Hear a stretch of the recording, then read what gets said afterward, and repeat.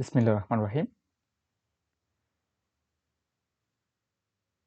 সপ্তম শ্রেণীর সুপ্রিয় শিক্ষার্থী বন্ধুরা, কেমন আছো তোমরা সবাই? আশা করছি তোমরা সবাই বেশ ভালো আছো।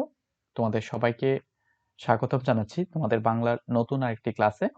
তো আজকের ক্লাসটি হচ্ছে তোমাদের বাংলার ৩য় অধ্যায় অর্থ বুঝে বাক্য লিখি যে অধ্যায়টা রয়েছে, এই অধ্যায়ের এটা হচ্ছে ৬তম পর্ব। আজকে আমরা ৬তম পর্ব নিয়ে তোমাদের সঙ্গে কথা বলছি। তো আমরা বলেছিলাম যে তোমাদের সম্পূর্ণ ৩য় অধ্যায়টা আমরা সর্বমোট ১০টি পর্বে আমরা শেষ করে দিব। তো তারই ধারাবাহিক ক্লাসে এটা হচ্ছে ৬তম পর্ব। তো আজকের পর্বে আমরা তোমাদের ৩য় পরিচ্ছেদ শব্দের অর্থ যে অংশটা রয়েছে সেটা নিয়ে তোমাদের সঙ্গে আলোচনা শুরু করব। তো তার আগে আমরা কিন্তু তোমাদের ৩য় অধ্যায়ের ১ থেকে ৫ পর্যন্ত পর্বগুলো আপলোড করেছি। তোমরা যদি সেই পর্বগুলো না দেখে থাকো তাহলে তোমাদেরকে বলবো তোমরা সেই পর্বগুলো দেখে নিতে পারো। তো চলো আজকে আমরা যে টপিকটা পড়বো সেটা হচ্ছে, দেখো, সাধারণভাবে একটা শব্দের একটি মূল অর্থ থাকে, একে বলা হয় মুখ্য অর্থ। এখানে আমরা দুইটা শব্দ জানবো, একটা হচ্ছে মুখ্য অর্থ আর একটা হচ্ছে গৌণ অর্থ। একটা শব্দের আসলে একটা মুখ্য অর্থ থাকে এবং একটা মুখ্য অর্থ ছাড়াও একের অধিক গৌণ অর্থ থাকতে পারে। যেমন দেখো, কাটা শব্দ দিয়ে মূলত বোঝায় কোনো কিছু কেটে ফেলা। যেমন আমি যদি তোমাকে বলি যে কাটা মানে হাত কেটে গেছে, পা কেটে গেছে, মানে এই কাটা শব্দটা দ্বারা আমরা মূলত যে মুখ্য অর্থটা বোঝাই সেটা হচ্ছে কোনো কিছু কেটে ফেলা। এখানে কেটে ফেলা হলো কাটা শব্দের মুখ্য অর্থ। একটু ভালোভাবে তোমাদেরকে বুঝতে হবে। মুখ্য অর্থের বাইরেও একটি শব্দের একাধিক গৌণ অর্থ থাকতে পারে। যেমন আমরা বলতে পারি যে মেঘ কেটে গেছে। মেঘ কেটে গেছে, এখানে কিন্তু কাটা শব্দটা ব্যবহার করা হয়েছে, কিন্তু আমরা প্রথমে শিখেছিলাম যে কাটা শব্দের যে মুখ্য অর্থ সেটা হচ্ছে কোনো কিছু কেটে ফেলা। তো আমরা কি কখনো মেঘকে কেটে ফেলতে পারবো? কিন্তু এখানে আমরা আমরা কিন্তু কাটা শব্দটা ব্যবহার করেছি যে মেঘ কেটে গেছে। তো বাক্যে কাটা শব্দের অর্থ হচ্ছে সরে যাওয়া, মানে মেঘ এক স্থান থেকে অন্য স্থানে সরে গিয়েছে। আবার আমরা যদি আবার বলি যে টিকিট কাটতে হবে, টিকিট কাটতে হবে, বাক্যে কাটা শব্দের অর্থ হচ্ছে কেনা। বাক্যে কাটা শব্দের অর্থ কি? বাক্যে কাটা শব্দের অর্থ হচ্ছে কেনা। তারপর দেখো, কাটা শব্দের এই সরে যাওয়া ও কেনা অর্থগুলো হচ্ছে গৌণ অর্থ। তো এখান থেকে আমরা জানলাম যে একটা শব্দের একটা মুখ্য অর্থ থাকতে পারে এবং একের অধিক গৌণ অর্থ থাকতে পারে। তো এখানে তোমাদেরকে একটা শব্দ দিয়ে দেওয়া হবে এবং এই শব্দের মুখ্য অর্থ এবং গৌণ অর্থগুলো তোমাদেরকে লিখতে হবে বা জানতে হবে। যেমন দেখো, আমরা এখানে খাওয়া যে শব্দ সেটা দেখতে পাচ্ছি। তো আমরা যদি বলি এই যে খাওয়া শব্দের মুখ্য অর্থ কি? কোনো কিছু আহার করা। আমরা আমরা যদি বলি সে সে খাচ্ছে বা আমি খাচ্ছি বা সে খেয়েছে, তো এই যে খাওয়া শব্দটা সেটার মুখ্য অর্থ কি? কোনো কিছু আহার করা। এটা কিন্তু এই শব্দটার মুখ্য অর্থ। যেমন আমরা বলতে পারি যে সময় মতো খাওয়া স্বাস্থ্যের জন্য ভালো। এই যে খাওয়া সেটা হচ্ছে মানে আহার করা। তারপরে এই খাওয়া শব্দের গৌণ অর্থগুলোর দিকে থাকাও, এটা হচ্ছে মুখ্য অর্থ। তো একের অধিক কিন্তু গৌণ অর্থ থাকতে পারে। যদি আমরা একটা গৌণ অর্থ এক দেখি, সেটা হচ্ছে পান করা। যেমন সে চা খাচ্ছে, সে কি করছে? চা খাচ্ছে। তো চা তো আর আহার করা যায় না, চা মানে হচ্ছে পান করা যায়, একটা পানীয় খাবার হচ্ছে চা।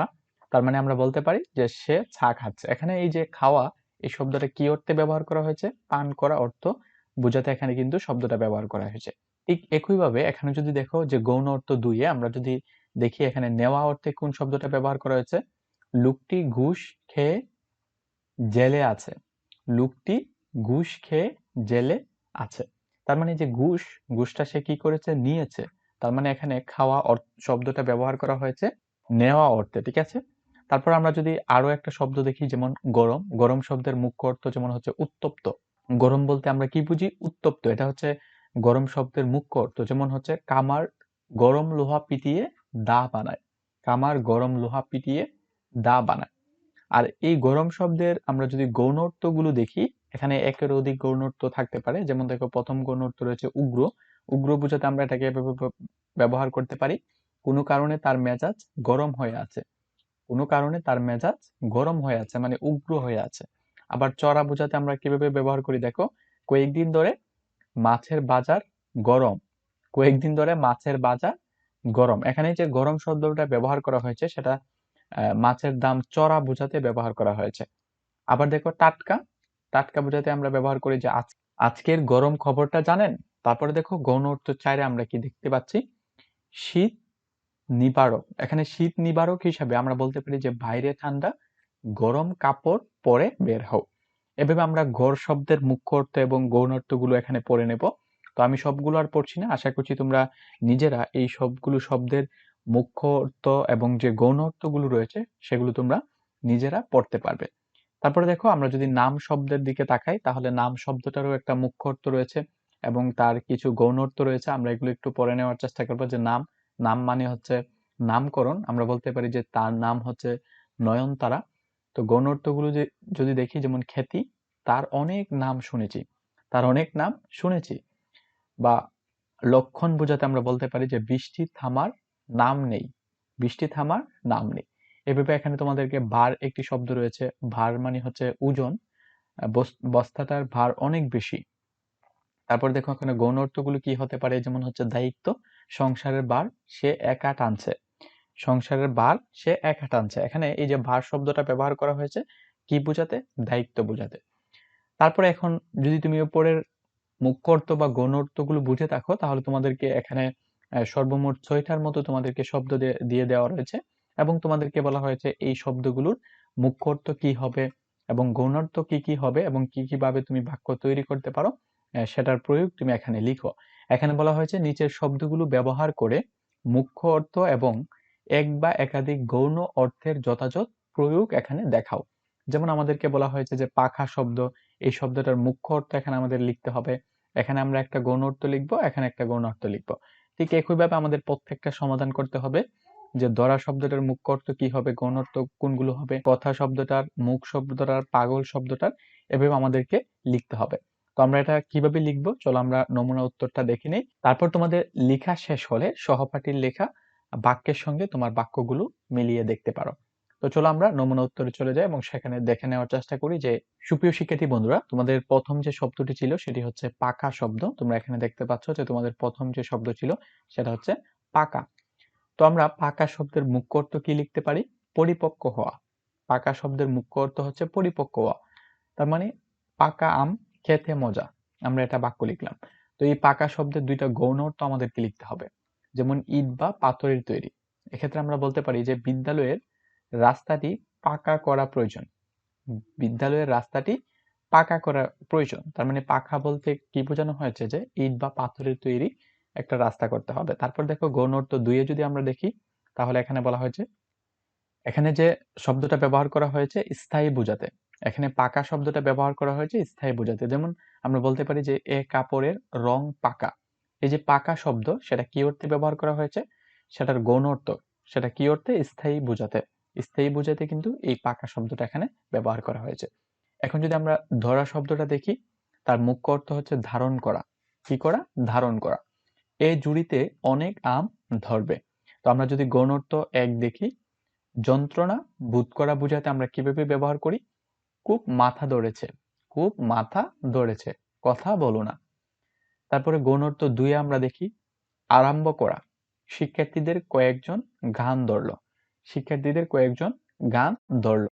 তারপর যদি আমরা তৃতীয় শব্দে চলে যাই, আমাদের তৃতীয় যে শব্দ সেটা হচ্ছে কথা। তার মানে কথা যে শব্দটা, সেটার মুখ্য অর্থ হচ্ছে উক্তি। কথা শব্দটার মুখ্য অর্থ কি, উক্তি। বহুদিন পর তোমার কথা শুনে ভালো লাগলো, বহুদিন পর তোমার কথা শুনে ভালো লাগলো। তারপরে গৌণ অর্থ প্রতিশ্রুতি বোঝাতে আমরা বলতে পারি কথা দিলে কথা রাখতে হয়, কথা দিলে রাখতে হয় বা কথা দিলে রাখতে হয়। গৌণ অর্থ 2 তর্ক, তার সাথে কথায় পেরে ওঠা মুশকিল। এভাবে আমরা আমাদের 4 নাম্বার যে শব্দটা রয়েছে সেটা হচ্ছে বড়। যেমন মুখ্য অর্থ সেটা হবে বৃহৎ। কি, বৃহৎ। রাস্তার ধারে একটা বড় বট গাছ আছে। এখানে এই যে বড় শব্দটা ব্যবহার করা হয়েছে সেটা বৃহৎ অর্থে ব্যবহার করা হয়েছে, বা এই বৃহৎ শব্দটা হচ্ছে এটার মুখ্য অর্থ। ঠিক আছে, আমরা যদি এখানে গৌণ অর্থগুলো দিকে তাকাই, গৌণ অর্থ 1 মানে হচ্ছে উদার। বড় মনের মানুষকে সবাই ভালোবাসে, বড় মনের মানুষকে সবাই ভালোবাসে। তারপর দেখো গৌণ অর্থ 2 চিৎকার করে। কি করে, চিৎকার করে। অপরাধ করার পরেও সে বড় গলায়। আমাদের 5 নাম্বার যে শব্দটা ছিল সেটা হচ্ছে মুখ। তো আমরা মুখ শব্দের মুখ্য অর্থ যদি দেখি, সেটা হচ্ছে প্রত্যঙ্গ। কি, প্রত্যঙ্গ। তো প্রত্যঙ্গ বোঝাতে আমরা সেখানে হবে যে আমরা মুখ দিয়ে কথা বলি। তারপর দেখো গৌণ অর্থ এক, গৌণ অর্থ একে আমরা বলতে পারি কথা বোঝাতে। এবার মহিলার মুখ ছুটেছে, এবার মহিলার মুখ ছুটেছে। গৌণ অর্থ দুই দেখো সম্মান বোঝাতে, ছেলেটা বংশের মুখ রেখেছে, ছেলেটা বংশের মুখ রেখেছে। এবং সর্বশেষ আমাদের যে শব্দ ছিল সেটা হচ্ছে পাগল। তো পাগল শব্দের মুখ্য অর্থ কি? মানসিক ভারসাম্যহীন, মানসিক ভারসাম্যহীন। দুর্ঘটনার পর থেকে তিনি পাগল হয়ে গেছেন, দুর্ঘটনার পর থেকে তিনি পাগল হয়ে গেছেন। তো গৌণ অর্থ কি হবে? গৌণ অর্থ এক, মানে অস্থির বোঝাতে, প্রচন্ড গরমে সবার পাগল অবস্থা, প্রচন্ড গরমে সবার পাগল অবস্থা। গৌণ অর্থ দুই, বিমোহিত, তার গান শুনে পাগল হয়ে গেলাম। তো শিক্ষার্থী বন্ধুরা, এই ছিল তোমাদের একটা শব্দের মুখ্য অর্থ এবং গৌণ অর্থগুলো তোমরা কিভাবে যথাযথভাবে প্রয়োগ করবে। তো আশা করছি আজকের ক্লাসটি তোমরা খুব ভালোভাবে বুঝতে পেরেছো। যদি তোমাদের বুঝতে কোথাও সমস্যা হয় তাহলে অবশ্যই এই ভিডিওর কমেন্ট বক্সে আমাদেরকে জানাতে ভুলবে না, তাহলে আমরা, এবং তোমরা পরিশেষে যে কাজটি করতে পারো, তোমরা ইউটিউবে চলে যেতে পারো এবং সাইন লার্নিং আমাদের যে ইউটিউব চ্যানেলটা রয়েছে সেখানে ভিজিট করতে পারো। সেখানে তোমাদের বাংলার ছাড়াও তোমাদের গণিত এবং বিজ্ঞানের নিয়মিত ক্লাসগুলো আমাদের এই চ্যানেলে দেওয়া রয়েছে, তোমরা সেখান থেকে সেই ক্লাসগুলো ধারাবাহিকভাবে করে নিতে পারো। ভালো থেকো তোমরা সবাই, তোমাদের সঙ্গে আবারও কথা হবে নতুন কোনো ক্লাসে, ভিন্ন কোনো টপিকে। আল্লাহ হাফেজ।